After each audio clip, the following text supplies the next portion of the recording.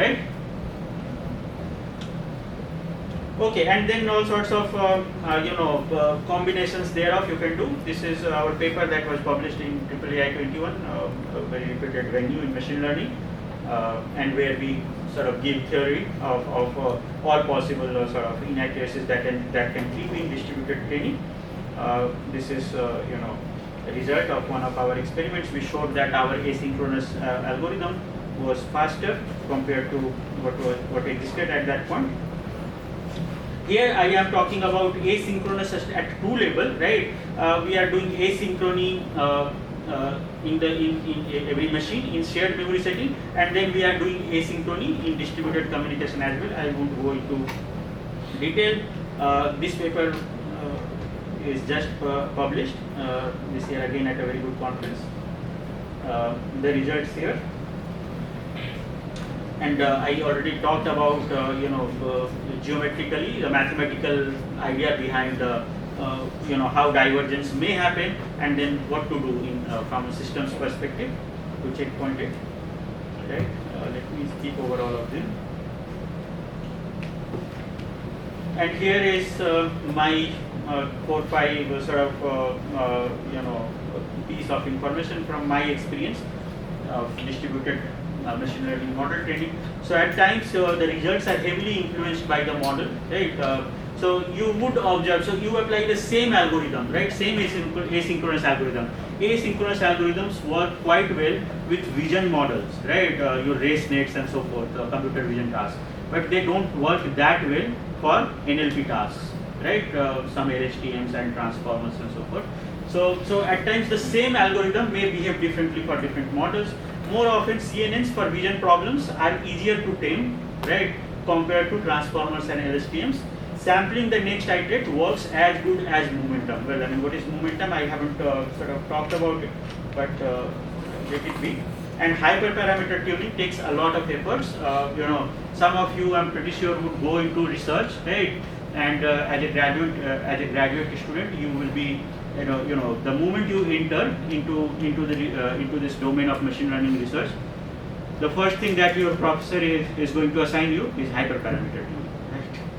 So hyperparameter tuning, you just spend your nights in tuning the hyperparameters. What are these hyperparameters? Figure out what will be the correct learning rate, right? That's the first hyperparameter that you tune. Then momentum and so forth. In fact, there is a research article out there called using graduate students to tune hyperparameters in machine learning. Okay. All right. So and then mixing the consistent and inconsistent works. Once work quite well. Sometimes when inconsistent, like we said, that asynchronous way is not working well, then maybe from time to time do some synchronous training and then again go asynchronous. Those kind of strategies. Okay, very quickly SGD and friends. So it was mentioned Adam and so forth. Sometimes your SGD may not be sufficient, right?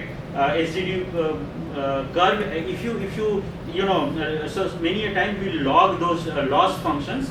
Maybe after 5 epochs or something like that in some interval. If you log it every interval, your curve will look very zigzag. Okay, in SGD. And for that we apply mini batching. We increase the batch size. That is mini batch SGD. Then we apply something called momentum. I don't have time for that, but there is, one of the most popular algorithms these days is Adam. Okay, so all the NLP models these days, or for that matter in industry, when people talk about neural network training, they have this algorithm called Adam. So just for the sake of information, I'm telling you.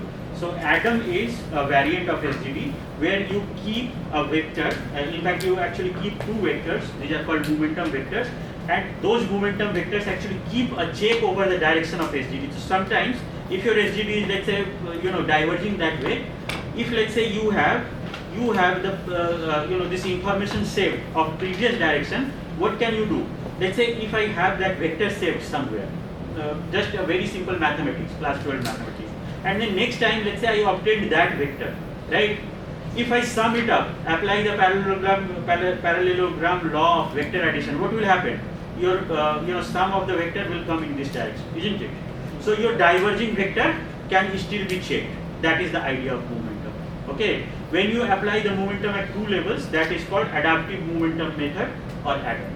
This is a variant of SGD. There are multiple other variants, but because of shortage of time, I encourage you to go and check out. There are very good. Some resources available. So for example, let me show this one. I think I have opened it.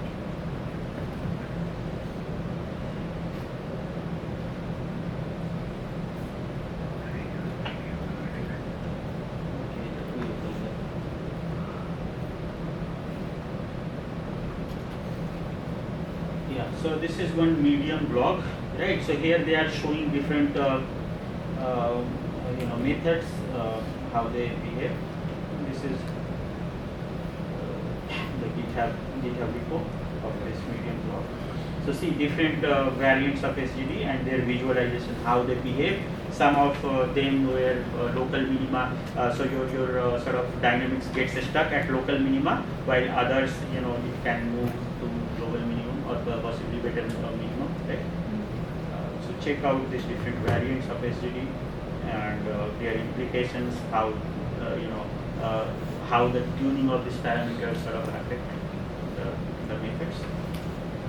So with that, I leave you, right? Hopefully with some idea about what happens when we say model training and machine learning, both theoretically as well as from systems perspective. So that's all. You can ask me any further question.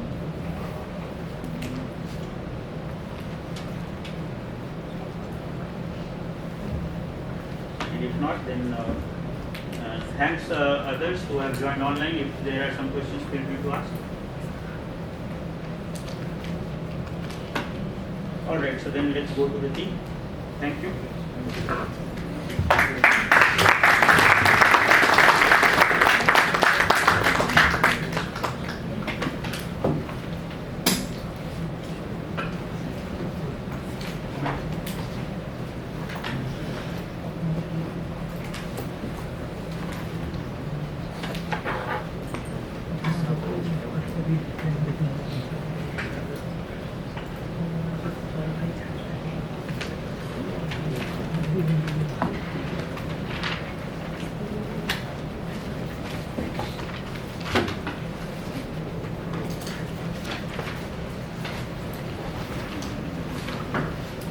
Thank you, sir, for sharing your experience in machine learning with us. Now I would like to call upon Dr. Anurag, sir, to share a memento to Dr. Bapi Chatterjee.